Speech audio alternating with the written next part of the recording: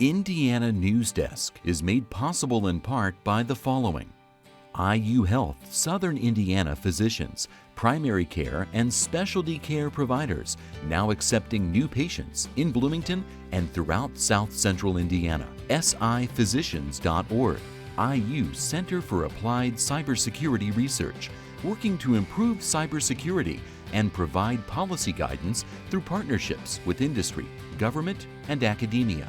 Smithville Fiber, the Gigacity Company, fiber internet, HD, and digital IPTV in Southern Indiana. More information at smithville.com.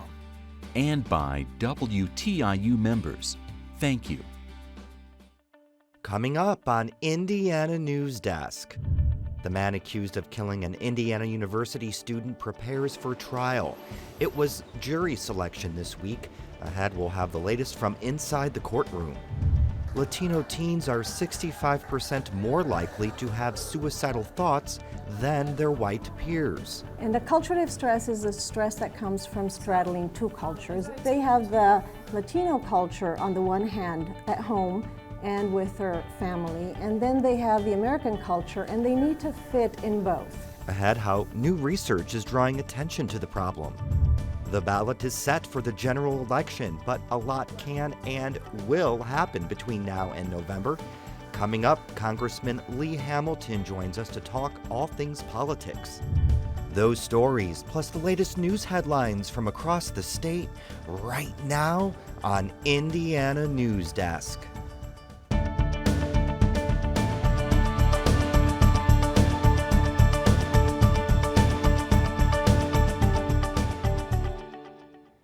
Welcome to Indiana Newsdesk. I'm Joe Wren. The trial for the man accused of murdering a 22-year-old Indiana University student begins next week in Brown County. Police say Daniel Messel killed Hannah Wilson last year. Jury selection for the trial is underway. Lindsay Wright was in the courtroom and joins me now with more. Yeah, thanks, Joe. Attorneys questioned dozens of jurors over the past 2 days, and much of the focus was on pretrial publicity. That was a concern for Daniel Messel's attorney, who earlier this year asked for the trial to be moved out of Brown County because of the community's familiarity with the case. But the judge says an impartial jury can be seated in this case. Family and friends of Hannah Wilson hope the upcoming trial will bring them some closure. On April 23, 2015, Hannah Wilson started her night at the Hilton Garden Inn, partying in a hotel room with some friends. Wilson's friends told police around 1 in the morning they walked to the nearby Kilroy Sports Bar, but once they got there, they determined Wilson was too drunk to go inside. She got into a cab and gave the driver her 8th Street address, and police do believe she made it home.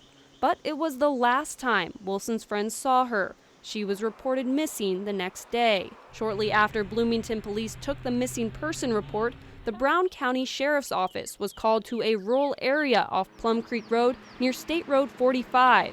A woman discovered a body there, and the coroner later confirmed it was Wilson. Police found a cell phone nearby and determined it belonged to Daniel Messel of Bloomington. They eventually tracked him down at his home, where they observed blood splatter and hair in his car. Messel told police he had nothing to say to them, but they arrested him for Wilson's murder. It's a crime that shook the entire state. I think we were all just shocked. Like we talked about, you just don't think it's going to be somebody that you know, and then when it hits close to home like that, it's just very surreal. Now family and friends are hoping for justice for a girl they say was nothing but kind. She was so funny. Everything she did just was, Hannah was just perfect. Perfect smile, perfect teeth, perfect eyes, perfect hair. She had the whole world going for her. Both the prosecuting and defense attorneys say they won't comment on the case until jury selection wraps up. That's expected to happen Monday, and the trial will follow. It'll likely last 2 to 3 weeks. Joe? Okay, thank you, Lindsay. A group of researchers from Indiana University, Purdue University is trying to change a staggering statistic. 3 years ago, they discovered Latino teens in Indiana are 25% more likely to struggle with depression than their white peers and at much higher risk for suicidal thoughts. As Claire McInerney reports, their solution comes in the form of a summer camp. Jennifer Santana came to the camp during its first session 2 years ago at her mother's suggestion. Santana didn't think she'd get anything out of it, but as the week went on, some of the messages she heard stuck with her. It's not what anybody else says about me. It's not what people think about me or what people think as Latinos in general. It's about who I am, and as long as I know who I am, I think I'm good. This year, Santana graduated high school and returned to the camp to be a mentor to younger students. Helping teens like Santana establish that sense of self-identity is exactly what researcher Sylvia Bagatti wants to happen over the course of the week-long program, which she calls a Latino Youth Summit. They also experience prejudice and discrimination, so that contributes to wondering, who am I and where do I fit in this culture and where do I fit in my family? That straddling of two cultures Bagatti mentions is what her team identified as one of the reasons Latino teens deal with more mental health issues. At home, there is a completely different set of cultural expectations than at school or with friends. The stress caused by this cultural divide is one reason Latino teens in Indiana are 65% more likely to have suicidal thoughts and around 25% more likely to feel depressed compared to their white peers. Although the camp aims to help address these mental health issues, there's no therapy or traditional mental health interventions. Instead, Bagatti says, the camp focuses on creating a strong self-identity through creative outlets. In the morning session of the camp, the teens discuss issues like growing up in two cultures and the challenges that come with it. In the afternoon, they participate in music, dance, yoga, and art workshops. These activities help the kids talk about their self-identities in a creative way. What they do is they sit down around a table and talk about the theme of the day, and then they maybe do a collage where, and you've seen some of the collages out there, where they talk about who do I want to be when I grow up. One project the teens work on is a life-size portrait where they depict a version of the person they want to be in the future.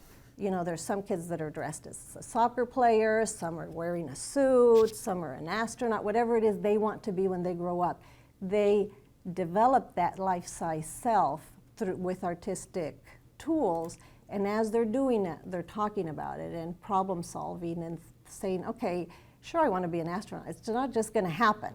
What do I have to do to get there? And these tactics are working. In the 3 years since the camp started, surveys administered by the researchers found teens who participate in the camp report having higher self-esteem and the ability to address negative aspects of life months after the camp ends. Helping the teens improve their confidence and giving them tools to deal with challenges is important for all aspects of a teenager's life, especially school. For Santana, she knows she has to pay for college, but rather than looking at that as a barrier to pursuing a degree, she was able to make an attainable plan. But I'm going to start off at Ivy Tech because it's just easier financially. And I chose pharmacy technician as a stepping stone. So I'm going to get my certification, and while I'm working as a pharmacy technician, because it's only 1 year, so while I'm working as a pharmacy technician, I'm going to be studying to do double major for photography and business administration. She hopes to one day open a coffee shop while still practicing photography. And as she heads into this next phase of her life, Santana feels the camp has prepared her for the challenges and tough choices ahead. Well, I learned here that Latinos are important, Hispanics are important, and so as far as school comes and adulthood and everything after high school, I feel like I have a voice just like everyone else does. For Indiana Newsdesk, I'm Claire McInerney. IUPUI and other community organizations in Indianapolis host the camp, and they hope to expand the camp to be a year-long program, including services for parents of these teens. Coming up next on Indiana Newsdesk. Vice presidential nominee Mike Pence was on the campaign trail this week. Eric Holcomb was selected to replace Pence on Indiana's ballot, and Representatives Susan Brooks and Todd Rokita are trying to get back in the race to hold on to their congressional seats. It's a lot to follow. And coming up, Lee Hamilton joins us to explain where we are and, more importantly, what we can expect between now and November. Plus, Lindsay Wright joins us again. She'll have the latest on this week's top headlines. These stories and more right here on Indiana Newsdesk. I can change the world with my own 2 hands, make it a better place with my own 2 hands. I'm gonna make it a brighter place with my own 2 hands. I'm gonna help the human race with my own 2 hands. I can hold you in my own 2 hands, and I can comfort you with my own 2 hands, with my own 2 hands.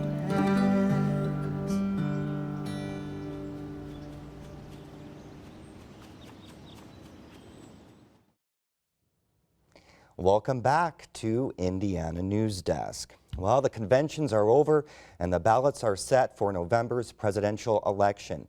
And the entire country is wondering who will prevail. Will it be outsider Donald Trump with Indiana Governor Mike Pence as vice president? Or will experienced politician Hillary Clinton make it to the White House with Virginia Senator Tim Kaine?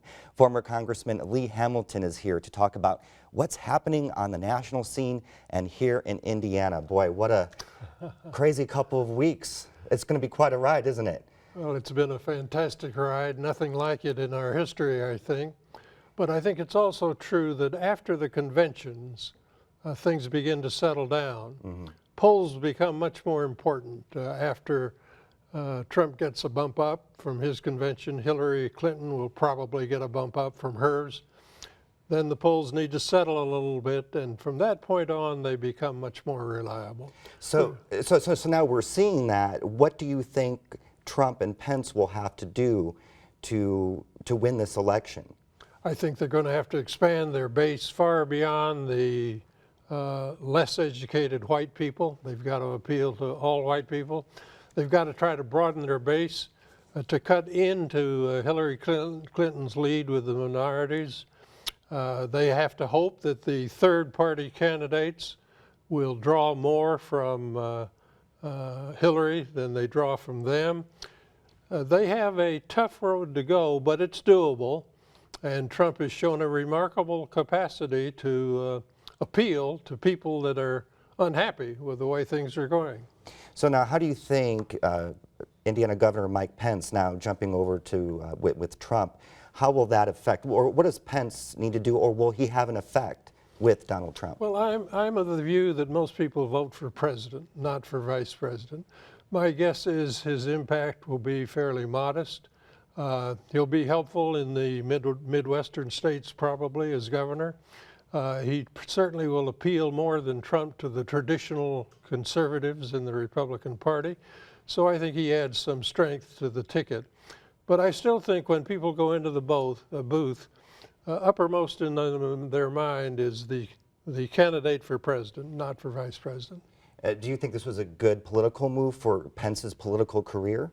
It's very hard to judge. It really depends on his own ambitions. It's hard for me to see how the gap between his positions and Trump's positions can make it a unified ticket. Yeah. You know, I wanted to ask you too, you've written a lot about the power Congress has essentially handed over to the president. But I bring this up because people say that they're not comfortable with either candidate, Trump or Clinton. Do you think, or what would you tell those voters in terms of will Congress be a good enough check for president? Well, I'd tell those voters to pay a lot of attention not just to the presidential race, but to the congressional race. Congress is not performing well. It's passing power to the Fed, to the president, to bureaucracies. It's not meeting the challenges that are before us. So the voter has to be concerned about their candidates for the Senate and their candidates for the House, not just their substantive position, but whether or not those people, those candidates, can help restore the Congress to the role that it's meant to have in our constitutional system. It's a long way from doing that right now.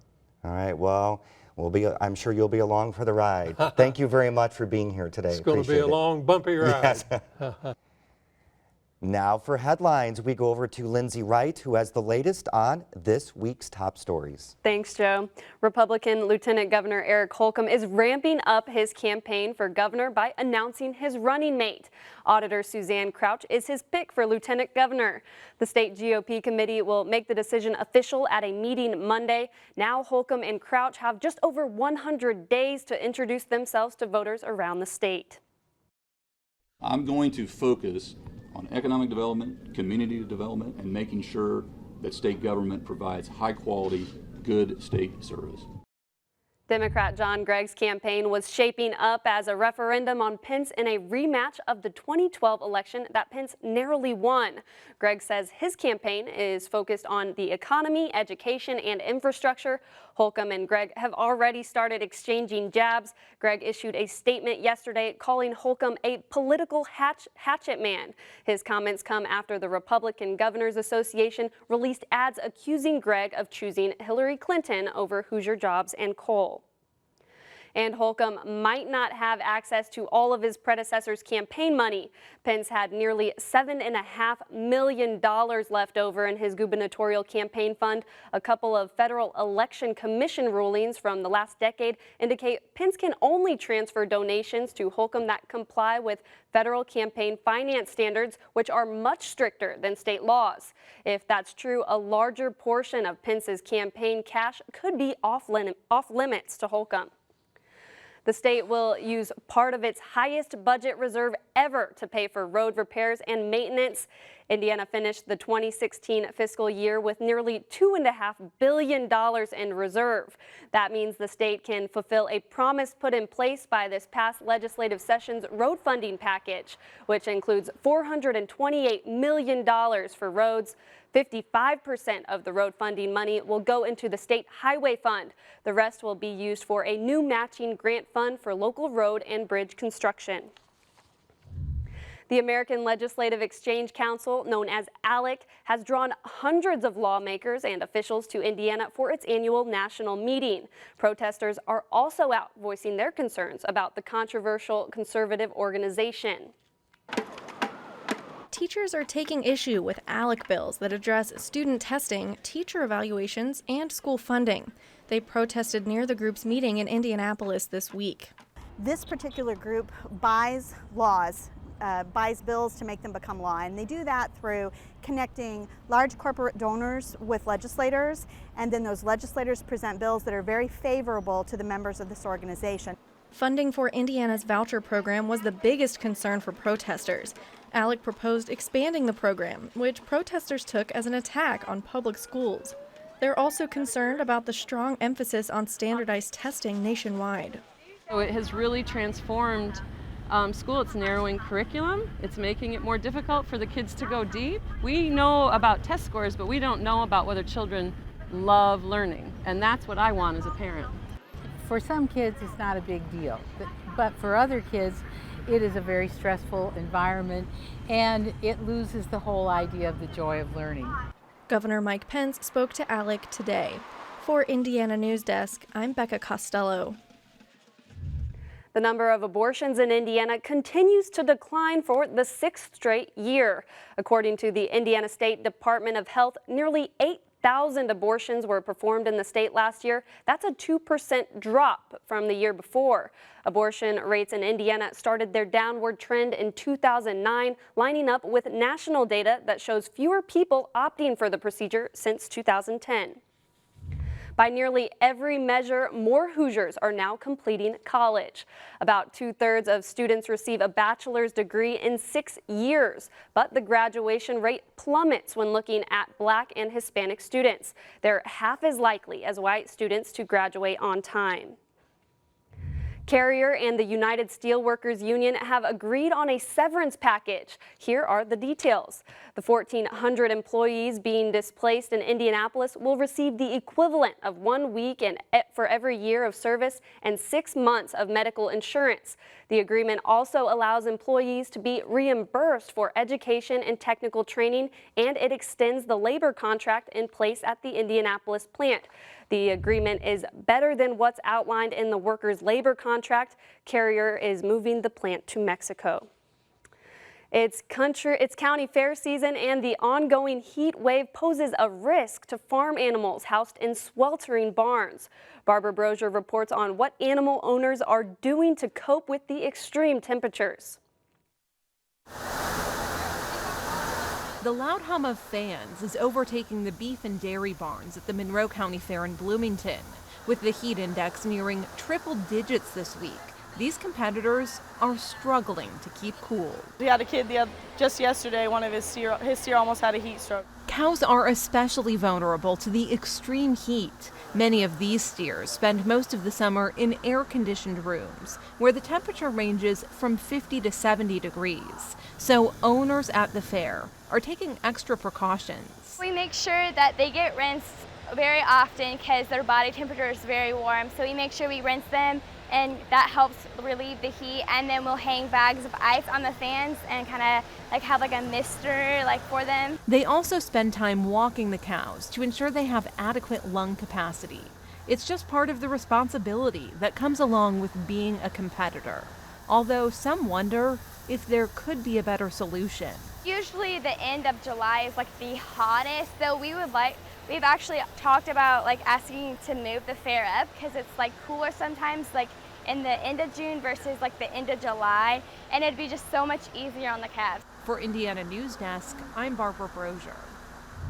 And the number of Hoosiers participating in 4-H programs like those you see at county fairs is rapidly shrinking. There are about 2,000 fewer 4-H members statewide compared to 15 years ago. It's one of the reasons the organization is trying to rebrand itself to reach out to more urban populations. And a historic town in Orange County is feeling the aftermath of not one, but now 2 major fires. And as devastating as the situation already is, officials say the timing makes it even worse. Earlier this year, a couple bought the historic building where the Paradise Pizza and Deli sits in downtown Orleans. Now an investigation of the damage is pending, and the cause and amount of damage won't be known until it wraps up. The devastating blaze comes just a few months after another fire destroyed a historic home. Paradise Pizza is located in a historic district established in 2009 on the town square, and officials say the fire came at the worst possible time. The small town is starting a facade grant program aimed at improving downtown. It allows shops and the city to share the cost of improvements. And they'll be putting a little money into that, then they would be awarded some money to do some work to their storefronts, if they wanted to put new awnings up, if they wanted to do tuck pointing, if they needed to work on signage or painting. The fire impacted surrounding businesses as well, leaving owners concerned about their properties. But the extent of the overall damage is unknown. Time will tell, but the central business district is still very important to the town of Orleans as far as an economic development initiative, and we've spent a great deal of money has been invested in our downtown in park projects and streetscape. The application process for the facade program is set to begin in the fall, and Henderson says they hope to see actual renovations start in the spring. $100,000 is guaranteed from the town's community partner Radius Indiana, but there's a chance more money could eventually be requested. Plans for the grant program will develop as the pizza shop's fate becomes clearer. Indiana home sales are up more than 9% so far this year compared to the same time period in 2015. That's according to new data from the Indiana Association of Realtors. But at the same time, the number of new listings is down by more than 3%. It's part of a national inventory shortage. The combination of high demand for homes and low inventory continues to drive up those prices. One orangutan at the Indianapolis Zoo is giving researchers insight into human speech evolution. Through observation, an 11-year-old orangutan named Rocky revealed an unknown level of vocal learning and control for the great apes. Rocky's human partner would make a sound, and then Rocky would instantly imitate that sound. The results prove orangutans are not only capable of learning new vocalizations, but also controlling them in a social setting. Something else to do this summer? Don't forget to head to the zoo. Exactly. All right, thank you very much, Lindsay. And Assembly Hall renovations at Indiana University are just past the halfway mark. The massive project is running on time for the October 14th dedication, but they wouldn't let us inside to see the progress. There are some surprises that we have planned, and some of them are now underway. And what we're really hoping is that we're going to have the opportunity to show people all at the same time and have them be able to be wowed by all the wonderful things going on. Newberger did tell us construction workers are busy finishing up the new terrazzo floor on the ground level, replacing every seat with new red pads and backs, and in the next couple of weeks the new scoreboard will go up. Now, the centerpiece of the renovations is the construction of the Henke Spirit of 76 Club. It's above the south end basket. The varsity club is selling tickets for the new VIP seats, but it will cost you. New club level seats are available for a $25,000 gift, then plus the cost of game tickets.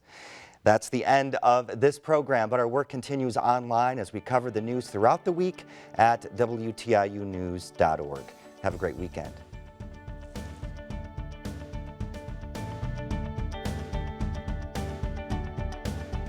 Indiana Newsdesk is made possible in part by the following: IU Health Southern Indiana Physicians, primary care and specialty care providers, now accepting new patients in Bloomington and throughout South Central Indiana. siphysicians.org, IU Center for Applied Cybersecurity Research, working to improve cybersecurity and provide policy guidance through partnerships with industry, government, and academia. Smithville Fiber, the Gigacity Company, fiber internet, HD, and digital IPTV in Southern Indiana. More information at smithville.com.